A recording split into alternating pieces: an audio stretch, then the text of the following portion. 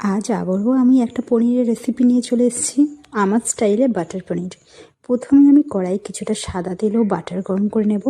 তার মধ্যে জিরের গুঁড়ো ও আদা বাটা দিয়ে সেই মশলাটা আমি ভালো করে কষিয়ে নেব।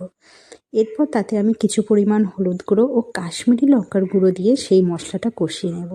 এদিকে একটা মশলা তৈরি করব, সেটা হচ্ছে টমেটো, পেঁয়াজ, চারমগজ, কাজু বাদাম, সেগুলোকে একটু ভালো করে আমি সিদ্ধ করে নিয়ে একটা স্মুথ পেস্ট তৈরি করে সেই মশলার মধ্যে দিয়ে দেব ও কন্টিনিউয়াসলি আমি সেটাকে নাড়াতে থাকবো।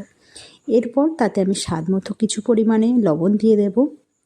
তারপর সেটা ভালো মতো কষে আসলে আমি তাতে 1 কাপ মতো ফুল ফ্যাট দুধ দিয়ে দেব।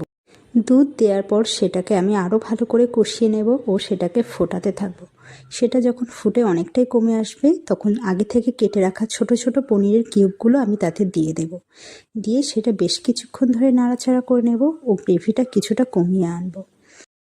এরপর আমি মিক্সিতে কয়েক কিউব পনির পেস্ট করে সেই পেস্টটা আমি এই পনিরের মধ্যে দিয়ে দেব।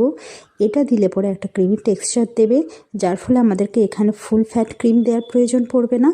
তারপর নামানোর আগে কিছুটা কাসুরি মেথি ও বাটার দিয়ে পরিবেশন করলেই আমাদের বাটার পনির রেডি।